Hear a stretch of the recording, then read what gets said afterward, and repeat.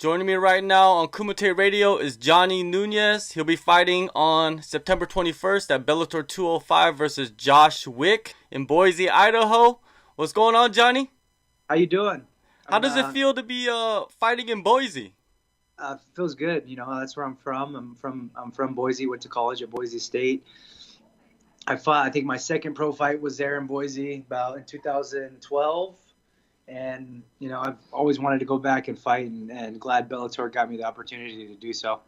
For sure. Before we get into your fight, I wanted to talk about being a father. You've been a father for a little while, and I saw a post on Instagram. You know, Misha Teishi put up a post about she was in labor for 67 hours. 67. I was actually, to be technical, she would be.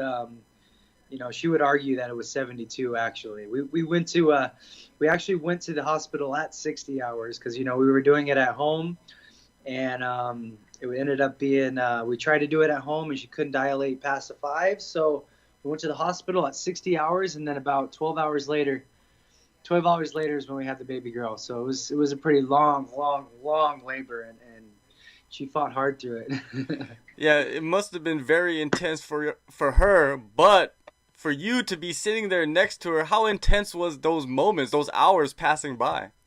You know, I was there every minute of the way, you know, so staying up, you know, pretty much for 3 days was rough. I'd get little naps here and there, but man, she's a trooper. She's a fighter, you know, so she's tough, and she fought through it, and luckily everything was A-okay. No complications or anything.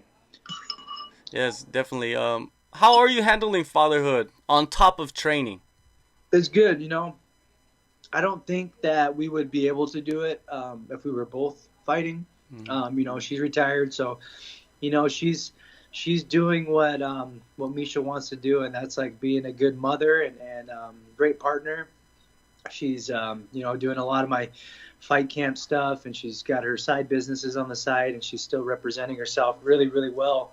Now she's added motherhood to that, so she's doing an awesome job, and I couldn't imagine being with another woman besides Misha, who does so well at being a mother and just taking care of everything else as well. Yeah, you know what they say is in front of every good man is a greater woman, right? I believe it now. Yeah. Well, you guys both have been pushing that to reinstate the Boise State Wrestling program, and you are fighting in Boise soon.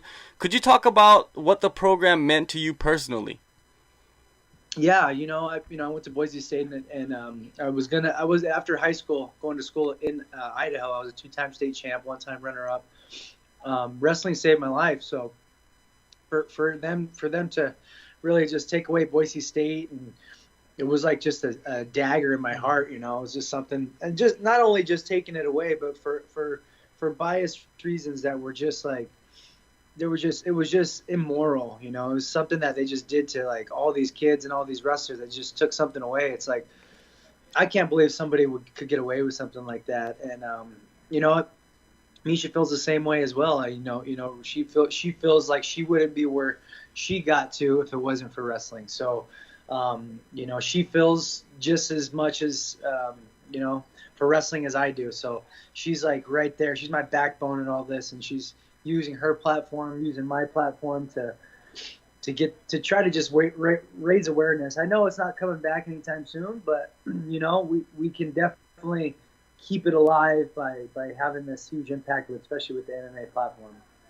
So I mean, it meant everything to me. You know, like those coaches there, those my teammates are like some of my best friends that I'll always have. So it was just it means the world to me. You know. Do you plan on doing anything while you're out in Boise for the program? Yeah, I mean, you know, I'm always raising awareness out there. I'll be doing interviews, and you know, I would just. The thing is a lot of like media outlets don't know how it happened. They just think like, oh, it just stopped. But you know, I'm there to tell the story of how it happened and how messed up it was for the president to just not talk to anybody, just say, "Pep, that's it. We want that out there. We want wrestling gone, and I'm bringing baseball." And now he's gone, and now he retired because he can't handle the heat, you know. So it's crazy. You know, there was 3 recruits on campus when they cut the program, so nobody knew about it. It's like, why would you pick up all these kids, make them come all the way here, recruit them to come here and then cut the program. Like you don't do that. That's immoral. Yeah, that's a I, terrible, I would, terrible situation for those would love to kids. have I would love to have a conversation with the president, Bob Custer, and I will. I'm not letting this go. I will have a conversation with him, and I will sit down. And he's a nobody now. He's an ex-president. I don't have to respect the guy. I don't have to politically be correct with everything. I'm going to tell him how I feel, and I'm going to show him how I feel. Yeah, you got to do it, man. I think Yeah, that's what you can do to kind of push that program back into being reinstated. yeah, and it's possible. We're working with here in Vegas. UNLV had a wrestling program in 1985. They cut it. They were really, really good. So me and Gray Maynard are the coaches for this program. And yeah, it's starting off as a club program, but we have hopes, and we got our ducks in the road for UNLV wrestling to be a Division I program again. It's always good to see fighters giving back to the community and giving back to the athletes that are coming up, man. Yeah, that's what I'm all about.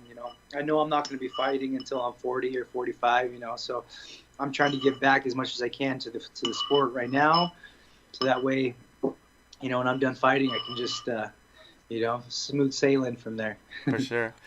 Well, it has been a little over a year and a half since season 25 of Tough. What have you been doing in that time? I mean, having a baby. So people say that it's like, oh well, the dad really doesn't do much. Like dad puts on weight, and I really did not think that I would be that much involved in the pregnancy, but it's hard. I mean, it's stressful, and trying to book. I had a fight booked like a couple times, and I just couldn't put in the time because I had to make sure that Misha was okay, baby was okay, appointments.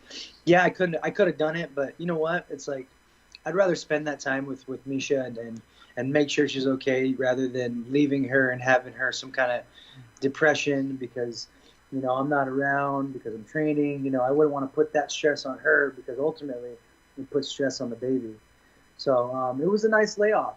I got a nice healthy baby. So it was so good to finally just get back into shape and get back into fight camp. And it's been the best fight camp I've ever had. Like, Misha's amazing. She cooks, she cooks all my meals, and I've had the best diet in this fight than I've ever had. In the house. In the Ultimate Fighter, I was cooking for myself. And, I was eating a lot of processed stuff. I didn't really learn about the healthy foods and what's going to help me perform in a certain way. But, Misha, she taught me a lot this whole camp, and she helped me a lot. And my weight's on point. I got up to like 186, 187, and I'm ahead of schedule right now. So it's awesome. Speaking of your training camp, where have you been working and who have you been working with? Well, let's see. I've been here in Las Vegas, Xtreme Couture. I work with Coach Eric Nixick and Nate Pettit, who's a coach of mine. He's been my coach my whole career, a stand-up coach. But, Gray Maynard, Lance Palmer, Kevin Lee, you guys are all my teammates. Justin Gaethje, who's a really good friend of mine, came out for his camp a couple weeks, and I love training with that guy because he's just a goer, and he can take a beating and then just dish it right back. It's so cool because I can put it on him and then he'll put it right back on me. We're just right down the street from the UFC Performance Institute, so I get to go over there. I just got done from doing sauna and steam and a lot of recovery over there, so. I haven't made, I think I have the best training camp and the best partners, around right now. So. Being out for that lengthy period of time, having a guy like Justin Gaethje come in and spar with you, did you need that? I've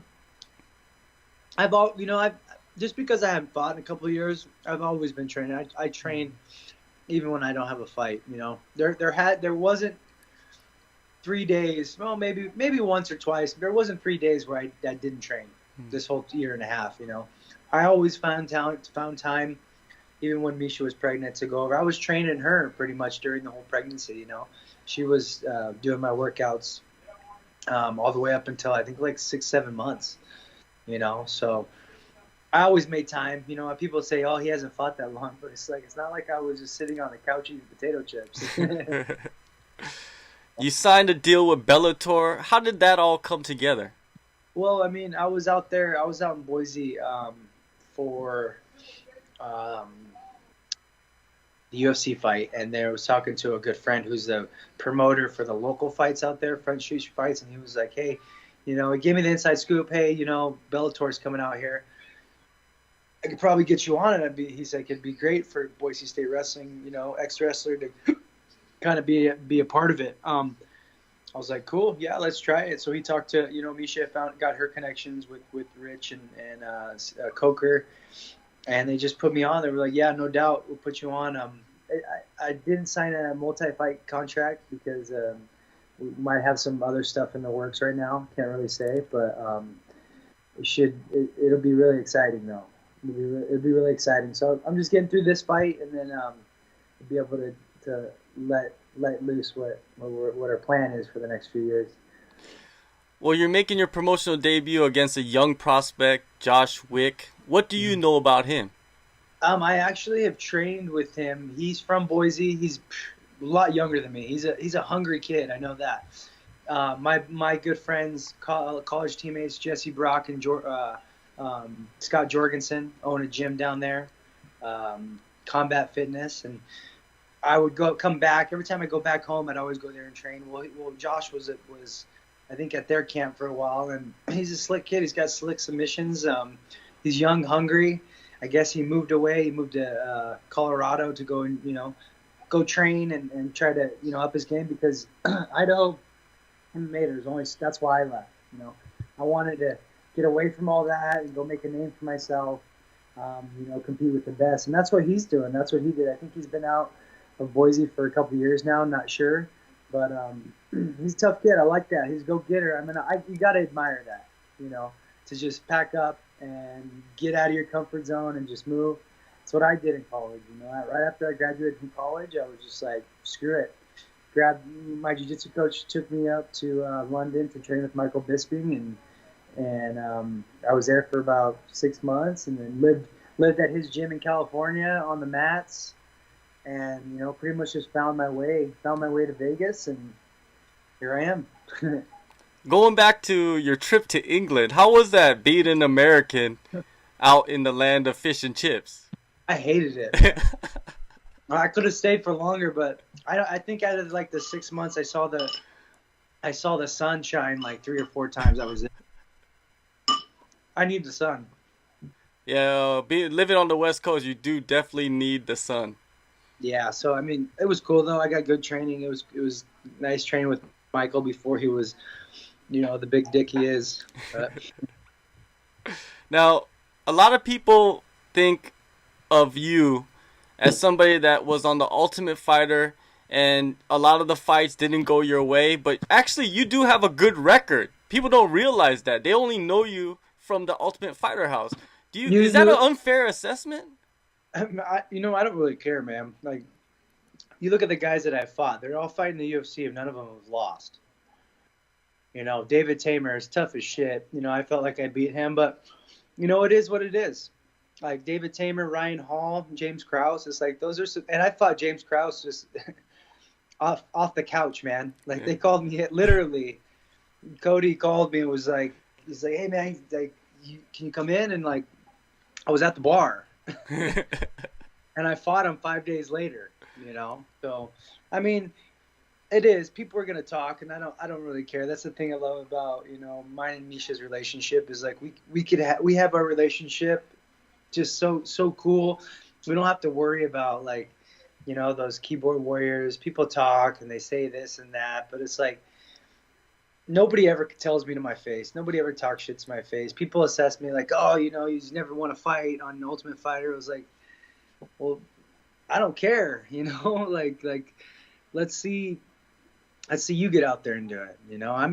That kind of stuff doesn't bother me. I mean, it's a fair assessment, I guess, if you can look at it on a technical standpoint. But man, just watch me work. I got a lot of new stuff in the works, so a new style really. So I'm really excited to let that go.